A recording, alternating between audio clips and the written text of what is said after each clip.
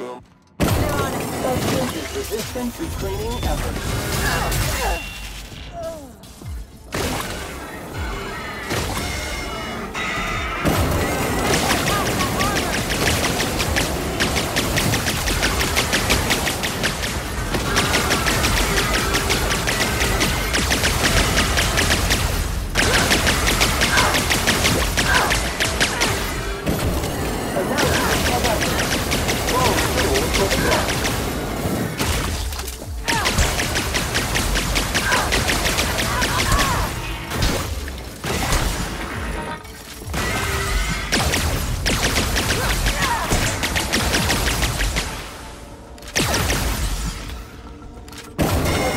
Resistant to cleaning efforts. Nice Cycle complete. Something on your mind?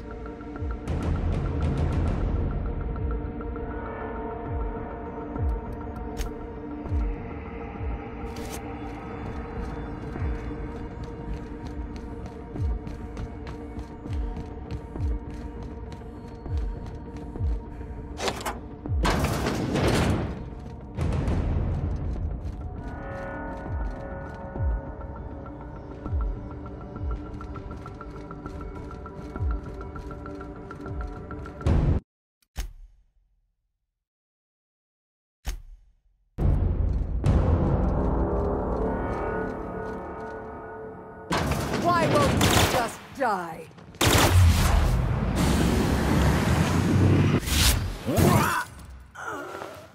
Get me out of here!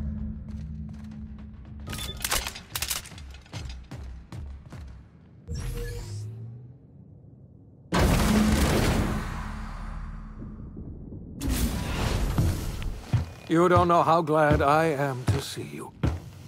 You did the right thing. Akande was a monster. Her death was much deserved, and long overdue. And you lunatic, you broke into the board's own fortress just to rescue one doddering old man. You are absolutely out of your mind, and I can't begin to thank you enough. I'm all right, thanks to you. Akande wanted my cooperation. I'm quite sure she would have beaten it out of me if you hadn't arrived. You've broken the board's stranglehold on this colony, and you saved my life. But there's still so much we have yet to accomplish. You and I are going to have to work harder than ever to save Halcyon. I'm afraid the situation is far worse than any of us ever anticipated.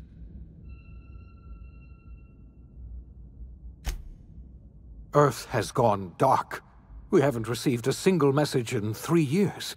There's been no communication, no signals, nothing. 2 years ago, the Earth's Directorate's frigate disappeared on their way back to Earth. We don't know what they discovered when they arrived, or if they arrived at all. They haven't exactly been hands-on around here anyway. So there's one less rubber stamp to worry about. Earth is humanity's home planet, Miss Fenhill. The psychological effects of losing our original home will be devastating. We're in serious trouble, my friend. Do you know what this means for Halcyon? We can't rely on Earth for support anymore. We've been cut loose. We're entirely on our own. Yes, we do. You've done a marvelous thing.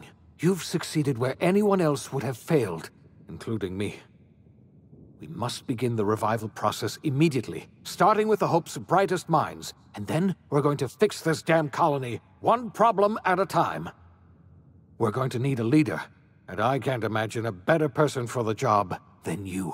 What do you say, old friend? Will you help us?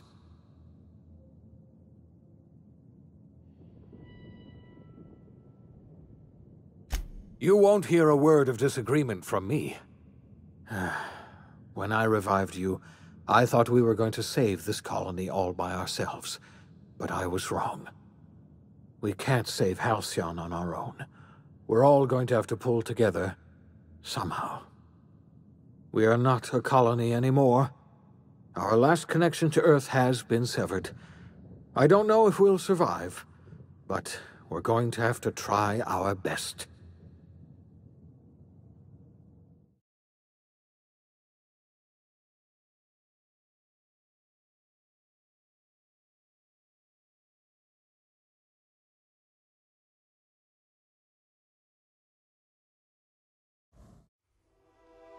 The OSI teaches that everything in the universe happens according to the grand plan. But the stranger that arrived in Halcyon was an unplanned variable. From the moment he landed in Emerald Vale, his actions altered the course of history. The events on Tartarus brought about the end of the board's authority. But the board's mistakes would haunt the colony for decades to come. The damage they left behind would require the work of a generation to repair. Dr. Phineas Wells began reviving a handful of the Hope's colonists: engineers, scientists, technicians, and intellectuals. They were among the brightest minds the Earth had ever sent out into the stars. The Hope scientists and engineers woke up in a colony descending headlong into total collapse.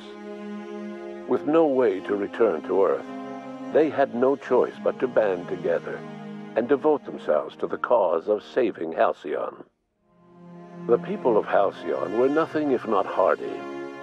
In the absence of the board's authority, many of the colony's settlements banded together with a single purpose in mind: survival.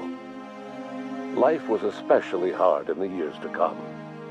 Some towns dissolved by attrition and starvation, but most of them found a way to carry on. In the years to come, Halcyon was forced to reckon with its newfound freedom. The board was gone, and for better or worse, the colony was responsible for its own destiny.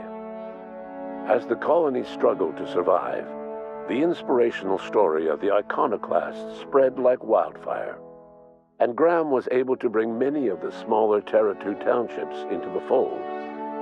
However, his zealous obsession with spreading the word blinded him to the needs of a growing organization, and the movement was unsustainable at scale. The iconoclast way seemed to work best, and ultimately petered out on Monarch. Consumed by paranoia, Lilia Hagen took Sublight Salvage in a controversial direction, openly accusing board officials of an extraterrestrial conspiracy. One day, an accident at the Groundbreaker's docking bay silenced her forever. Time would tell if her replacement could keep the Sublight family together. The collapse of Edgewater left its workers bereft of any purpose in life. Most of them made their way to Adelaide McDevitt's camp, hoping to ingratiate themselves into her favor. Adelaide accepted only a few to her community. The rest were turned away and likely died of starvation. Nevertheless, Adelaide's camp grew into a well-established town. Adelaide McDevitt refused to cooperate with the ongoing effort to save Halcyon from collapse. A sympathetic deserter stole a copy of her research and delivered it to the Hope's scientists. It is unclear how useful Adelaide's research was.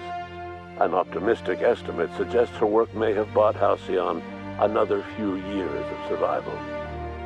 Adelaide would never know. She died that winter. Under the leadership of Junlei Tennyson, the Groundbreaker held firm against corporate influence. The ship's mechanical stability gave Junlei the time to educate a promising generation of engineers, schooled in her family's traditions.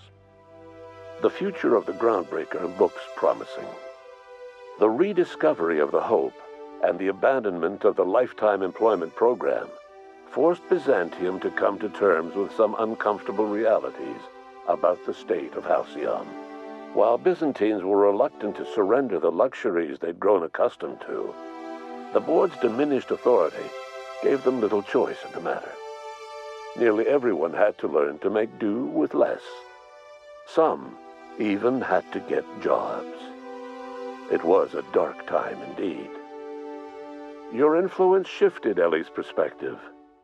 She finally admitted, albeit grudgingly, that she just might need other people. Sometimes. With a steady income from the life insurance payouts, she was finally able to afford a ship of her own.